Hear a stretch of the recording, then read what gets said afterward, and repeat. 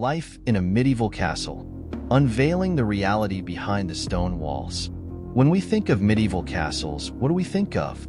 Grand images of knights? Royalty? Perhaps majestic banquets often come to mind? Would you believe that the reality of life within these stone fortresses was far less glamorous?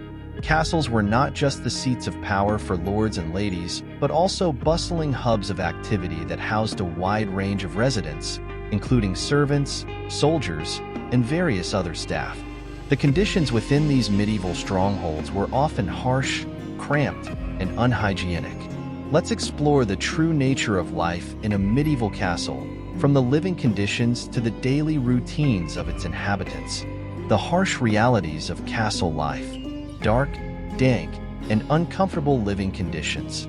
Contrary to the romanticized depictions in popular media, medieval castles were not comfortable places to live.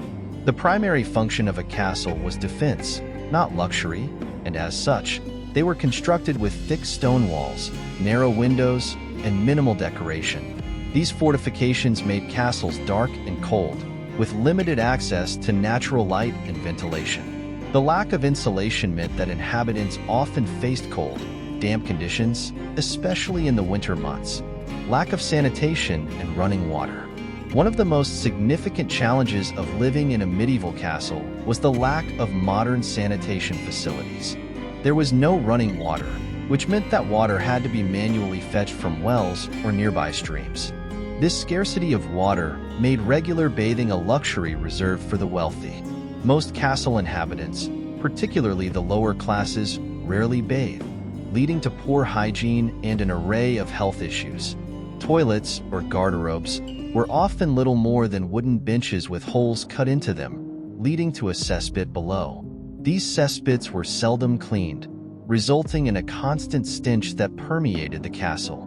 The absence of proper waste disposal systems turned the castle into what could be described as a giant porta potty, with unpleasant odors being a common feature, especially during the warmer months.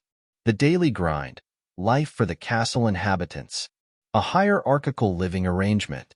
Life in a castle was highly stratified, with one's social status determining everything from living quarters to food quality. The lord and lady of the castle enjoyed the most comfortable accommodations, often located in the upper levels of the keep, where they had access to the best views, warmth from the sun, and crucially, more privacy. These rooms were equipped with fireplaces and sometimes even tapestries to help insulate against the cold. In stark contrast, the lower classes, including servants and soldiers, lived in much less favorable conditions. Servants often resided in the lower levels of the castle or in outbuildings, where they had to endure the cold and damp. These areas were poorly lit, poorly ventilated, and lacked basic amenities, making them breeding grounds for diseases. Diet and dining, a stark contrast. Meals in a medieval castle were a reflection of one's status. The lord and lady dined on a variety of dishes, often prepared with exotic spices and ingredients, a luxury that highlighted their wealth and power. These meals were served in the Great Hall, a central feature of the castle, where guests were seated according to their importance. The higher one's status, the closer one sat to the lord and lady, and the better the food they were served. Servants and lower status individuals, on the other hand, had a much more modest diet. They often ate coarse bread, porridge, and simple stews made from the less desirable cuts of meat. While they did get to eat the leftovers from the lord's table, this was far from the gourmet fare enjoyed by the nobility. The disparity in food quality was a constant reminder of the rigid social hierarchy that defined medieval life. Work and entertainment, a life of labor and occasional merriment. For most castle inhabitants, life was characterized by hard work and long hours. Servants began their duties at dawn, utilizing the limited daylight for their tasks, as castles were dim even during the day due to their small, narrow windows. Tasks varied widely, from cooking and cleaning to maintaining the castle's defenses. The work was grueling, with little time for rest or leisure. Entertainment and relaxation were rare luxuries. The lord and lady might enjoy music, games, and feasting, but for the lower classes, Entertainment was often limited to church services or the occasional festival.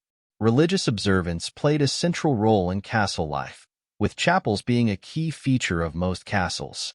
The chapel was not only a place for worship, but also a symbol of the Lord's piety and power. Health, hygiene, and hazards. The struggle for hygiene. Maintaining personal hygiene was a significant challenge in medieval castles. As mentioned earlier, the scarcity of clean water made regular bathing difficult. While the wealthy could afford the luxury of a hot bath, heated by servants, the majority of the castle's inhabitants had to make do with rudimentary washing.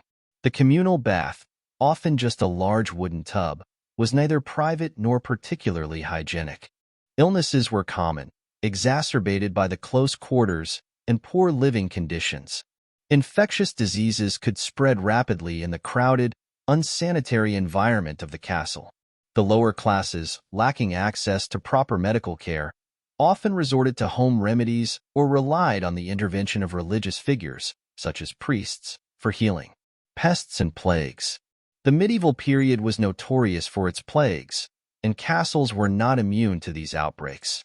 The lack of effective pest control measures meant that rats and other vermin were common.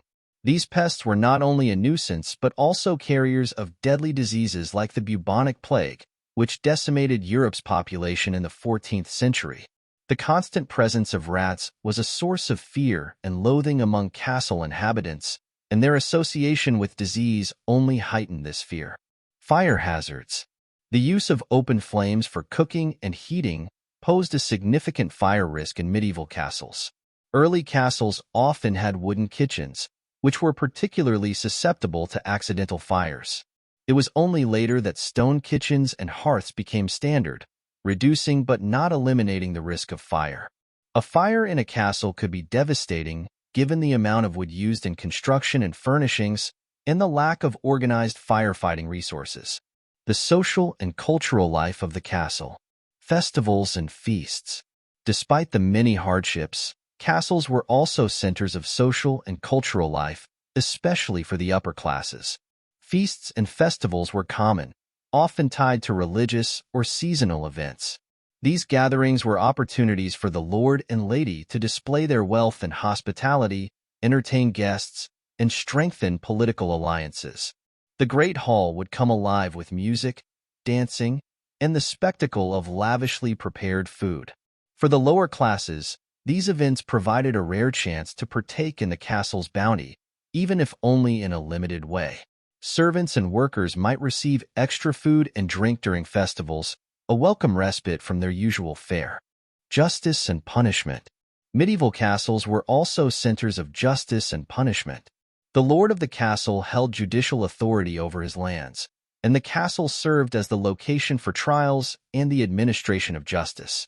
This could include anything from settling disputes to sentencing criminals. The dungeons of a castle were not just places of imprisonment, but also sites of torture and execution. The use of torture was not uncommon, and it was believed that extreme pain could cleanse a person of their sins. Conclusion: a complex reality. The reality of life in a medieval castle was complex and multifaceted. While these structures were symbols of power and authority, they were also challenging places to live. The combination of poor sanitation, harsh living conditions, and a rigid social hierarchy made life difficult for all but the wealthiest inhabitants. Yet, despite these hardships, castles were vibrant centers of medieval life, where the cultural and social life flourished alongside the daily struggles. Understanding the true nature of life in a medieval castle requires looking beyond the romanticized images of knights and royalty. It involves recognizing the day-to-day challenges faced by all castle inhabitants, from the lord and lady to the lowest servants. This nuanced view allows us to appreciate the complexity of medieval society and the resilience of those who lived within these stone walls. Thanks for joining us. Please like and comment. Don't forget to subscribe to Medieval Chronicles 1066 for more medieval adventures. See you next time and stay curious.